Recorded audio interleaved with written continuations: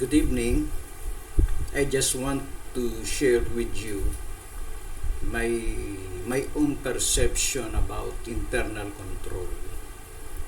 When we discuss auditing theory, we cannot do away with the discussion of internal control.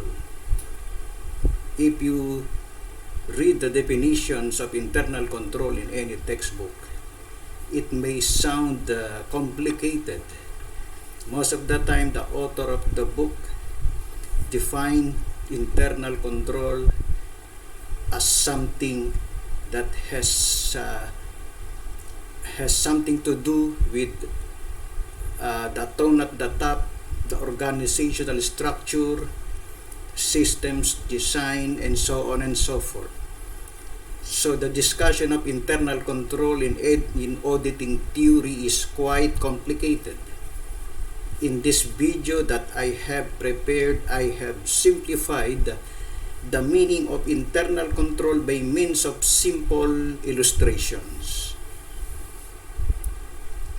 So I want to discuss internal control with this very simple caricature for you to fully understand it in a very simple manner. So here is internal control.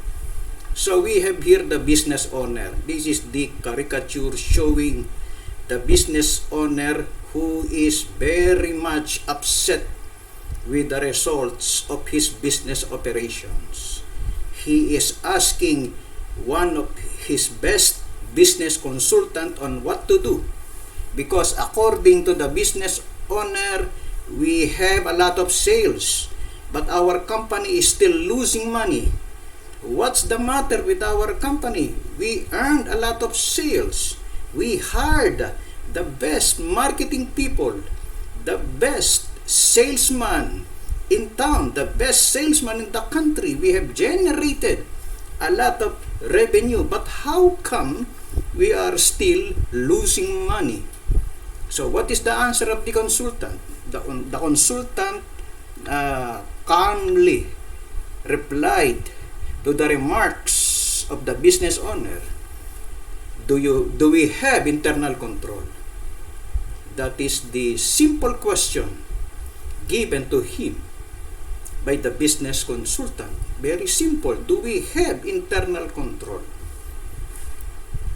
And then after hearing that advice from the consultant, the business owner lowered his voice and asked politely, "What will I do then?" That is now the question of the business owner. After being upset when he heard the word or the term internal control, he asked another question, "What will I do then?" And then the second consultant came in. He answered the question of the business owner.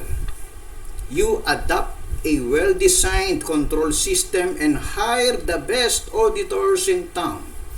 So that answer delighted the mind or opened the mind of the business owner.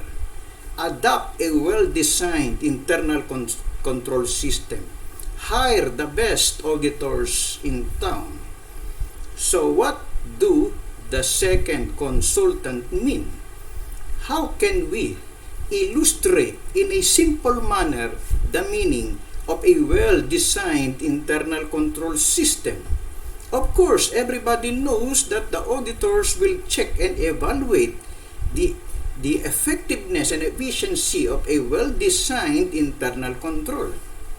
Let's proceed.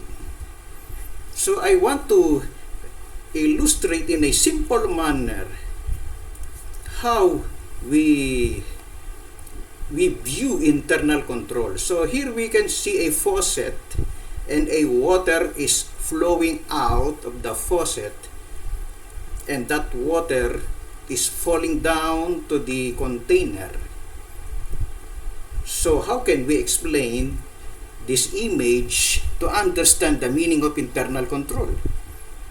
So the water coming out from the faucet is called revenue. we generate revenue. The company has no problem as far as revenue generation is concerned.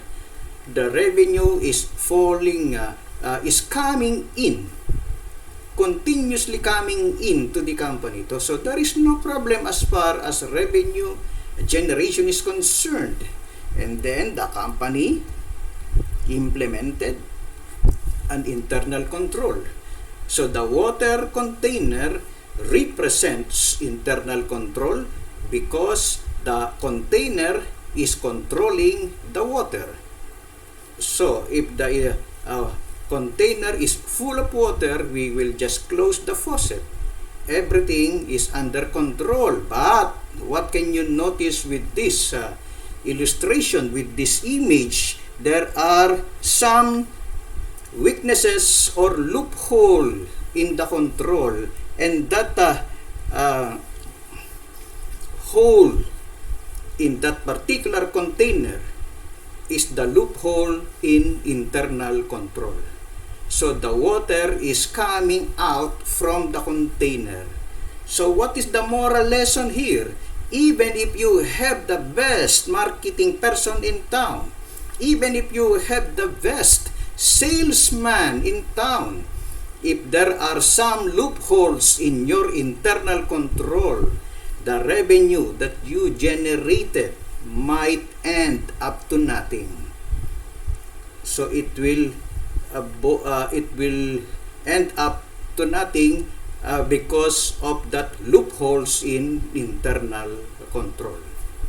So that is my own perception on how I illustrate internal control in a very simple illustration. Thank you very much for watching.